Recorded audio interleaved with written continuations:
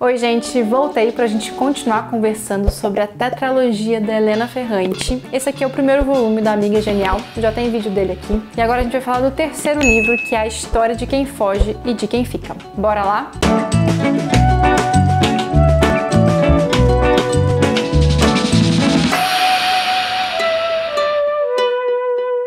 Bom, aqui a gente começa a acompanhar a nossa querida dupla Lenu e Lila, um contexto mais adulto, né? Então agora as duas meninas, ainda vou dizer meninas, são mães. E essa maternidade traz uma série de outras questões aqui para essa história. Um parêntese aqui, Helena Ferrante, ela é conhecida por ter um retrato da maternidade muito menos romantizado, né? Em outras obras dela, O Dia de Abandono, A Filha Perdida. Enfim, ela trata essa temática com bastante frequência. Então aqui é a primeira vez que a gente vê surgindo essas mães, né, Lenu e Lila, com esse olhar então de Ferrante de tirar completamente essa romantização de maternidade. Não que essas duas não gostem dos filhos e não que isso não faça parte da vida delas, mas aqui é bem vida como ela é mesmo, tá? E aí a gente começa a acompanhar então esse começo de sucesso de Lenu, tá? Então Lenu estudou, né, relembrando aqui a história, se você ainda não se lembra, bem rapidinho, Lila e Lenu estudaram juntas, né? São amigas de infância. Lila segue um caminho, Lenu segue outro, tá? Lenu consegue seguir nos estudos, Lila não,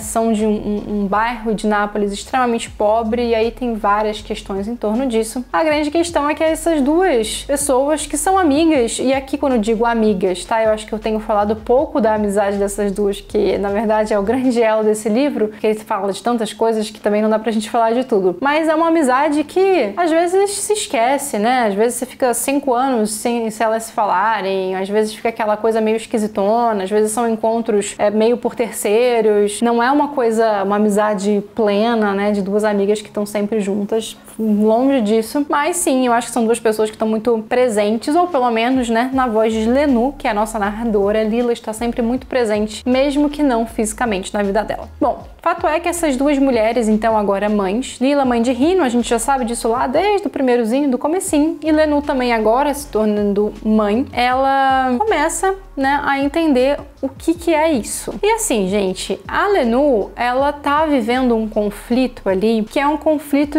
a Lenu casa com uma pessoa que ela conhece na faculdade, de uma família extremamente intelectualizada, tá? E é por isso que eu digo aqui, cuidado com os spoilers, porque não é um spoiler do tipo, uau, mas, obviamente, é parte do enredo, não é que isso vai mudar tudo, mas, enfim, tem que tomar esse cuidadinho, porque a gente tá falando de uma sequência, tá? Não tem como eu falar desse livro sem contar isso pra vocês. E aqui, a Lenu começa a ter mais ainda aquele sentimento de intelectualidade versus a vida como ela é. Eu sei muito como a vida como ela é, porque eu fui crescida lá no bairro pobre, etc e tal, e agora eu vivo uma outra vida que não tem nada a ver com aquela, extremamente, né, envolta nesses ambientes, mas o que isso quer dizer? E aqui, a Lenu começa um pouco dentro desse conflito a compreender a hipocrisia desses ambientes. Porque o marido dela, apesar de ser um super estudioso, um progressista, que vem de uma família progressista, que tem uma irmã completamente envolvida nas causas políticas, completamente se diz, ou pelo menos nos olhos de Lenu, completamente liberta, né, num sentido sexual para uma mulher dos anos, aqui a gente está nos anos 60, mais ou menos, 70, enfim, então ela tá num ambiente mais progressista, mas dentro de casa a coisa não é bem assim, né? Então dentro de casa é ela que vai colocar a mesa, é ela que vai limpar, é ela que vai cuidar das crianças, é ela que renuncia ao trabalho dela, porque de uma certa forma ou pausa o trabalho dela para cuidar das meninas, ela que tem problemas quando vai viajar por algum motivo, porque o que ela vai fazer com as filhas. Então é uma questão assim que eu acho muito importante, porque de novo são conflitos que a gente vive ainda e possivelmente vai viver por muitos anos, infelizmente, que é assim, o discurso é muito mais bonito, né, quanto intelectualzinho aí que a gente não vê, ou quantas vezes a gente mesmo, né, não vem aqui, não prega um discurso e no dia a dia a gente acaba indo pelo caminho que a gente foi ensinado, e o caminho que a gente foi ensinado é um caminho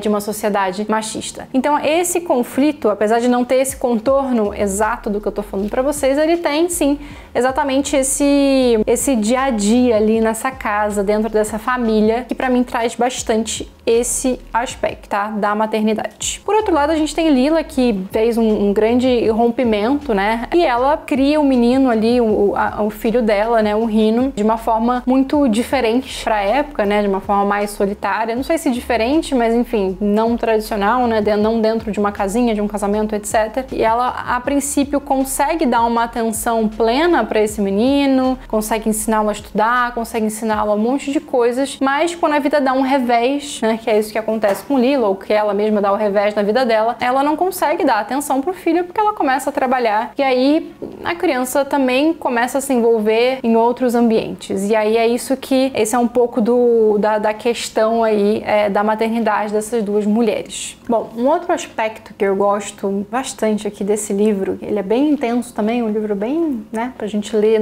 não ler numa só, gente, porque são muitas páginas, pra gente ficar fissurada lendo. Tem um conflito que eu gosto muito aqui, que é o conflito do que era inteligência. Então, se no livro passado o sucesso ele estava associado ou ao estudo ou ao dinheiro, aqui o que está em voga é o que é inteligência. O inteligência é a pessoa sentada lá, o professor da faculdade que escreve livros e que fica teorizando sobre as coisas, etc, etc. Ou a inteligência do pessoal que está ali na fábrica fazendo as coisas e é uma coisa mais vida real mesmo e tal. Então, lembrando, né, esses livros foram escritos dentro do contexto Itália, pós-guerra, a gente estava aqui num contexto de Guerra Fria. E eu digo que esse conflito aconteceu, e aqui de novo, mais uma vez, um pequeno spoiler, não vou estragar nada, porém aqui a gente tem Lila trabalhando em uma fábrica, enquanto Lenú está lá dentro da vida acadêmica dela, de escrever e tal, e fazer coisas. Essa diferença, ela é muito interessante de ser vista nesse livro, porque a Lenú, ela lutou tanto pra estar lá onde ela tá, cara, ela estudou, ela se ferrou com um monte de coisa e tal, e etc, mas a Lila também se ferrou e, enfim, fez a vida dela aqui de uma forma bastante suada e cheia de reviravoltas. Ao mesmo tempo, assim, a Lenú tem esse título, né, é como se a academia tivesse ali firmado uma inteligência pra ela, deu um selo, e Lila não, Lila tá trabalhando no chão de fábrica,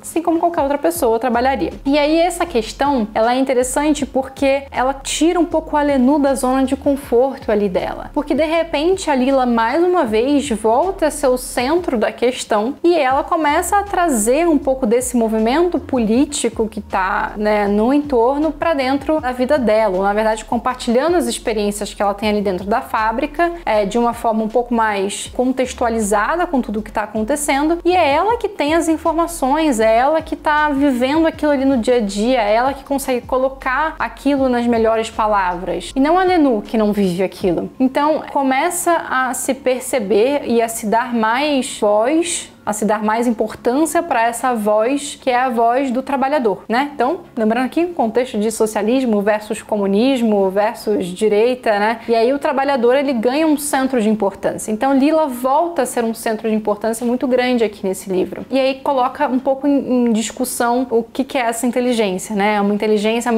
que a gente só carimba lá, diploma A, B e C, ou a inteligência, ela também tá dentro desses outros meios, né? Então, começa um pouco aqui desse conflito nesse livro. E aí, o que eu acho muito perspicaz também desse livro é que ele coloca em evidência as relações que essas personagens vão tendo ao longo da vida, né? Então aqui a gente tem a figura, por exemplo, da professora Galliani. Quem que era a professora Galliani? Galliani foi uma professora de Lenú ali nos últimos anos de escola, que ajudou muito, que inclusive, né, convidava ela para momentos ali, para festas, para confraternizações, né, junto com os filhos, junto com as pessoas que Lenú não tinha muito acesso àquela época, né? Porque eram mais distantes ali da realidade dela. E a Galliani, ela nesse momento, em dado momento, ela dá uma endeusada na Lenú e tudo mais. Uma dada cena que a Lenú leva a Lila para uma dessas festas e a Lila se sente completamente desconectada daquele universo, né? Ela vivia em outro universo, o universo do bairro, o universo lá do dinheiro, do comerciante, etc. E ela é super tratada mal. E aí a coisa começa a se inverter um pouco, porque em um outro momento, né? Elas encontram de novo com a Galliani, as duas juntas, juntas, e é uma relação completamente inversa. Lila é o centro das atenções agora, enquanto Lenore é deixada de lado e tratada mal. E aí, quando eu comecei a entender isso, eu comecei a perceber o quanto que algumas das relações desse livro, elas são completas relações de interesse, né? E como isso também é tão claro na nossa vida, né? E não no interesse num sentido ruim, assim, literal da palavra, né? Mas num sentido de, ou talvez sim, mas num sentido de quantas vezes a gente também não faz isso na vida, né? Tipo, pessoas que comungam com o interesse com a gente tenham um espaço em determinado momento, e no momento 2 essa pessoa já não tem mais nada a ver e a gente descarta e passa para pessoas que tenham mais a ver. Então esse descarte da Lenore, né, que aconteceu aqui dentro desse,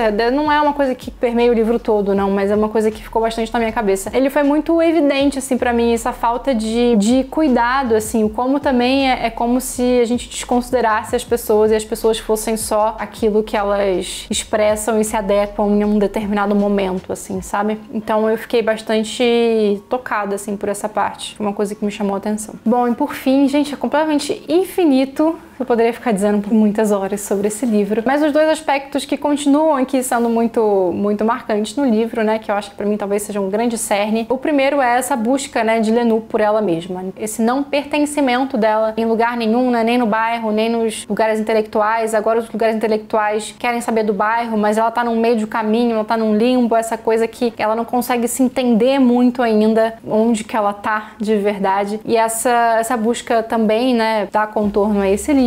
E uma questão de sexualidade, que também eu acho que começa desde lá de novinha, e é o livro que a gente vai acompanhando sexualidade versus casamento, então um pouco desses rompimentos dos paradigmas dos casamentos, né, lembrando também, mais uma vez, que a gente não era comum, né, ter um divórcio dentro do contexto que esse livro passa, né, uma Itália conservadora de anos 70, 60, 70, 80 no máximo aqui, então era algo bastante diferente. E eu acho que esses dois conflitos eles vão acompanhar a gente aí durante todo o livro. Bom, gente, é isso. Tentei resumir, muito difícil. Espero que vocês tenham gostado. Espero que vocês leiam esse livro. Espero que vocês tenham assistido os outros vídeos. Mas já deixem aqui seu comentário, seu like, me digam o que acharam e me digam também outros livros, outras coisas que vocês pensaram, né? Lendo Helena Ferrante, lendo qualquer outra coisa, o que esses livros evocaram em vocês, tá bom? Porque na verdade todo esse vídeo é só pra falar de tudo que a Helena Ferrante conseguiu trazer aqui com esse livro pra gente. Um super beijo, até o próximo vídeo.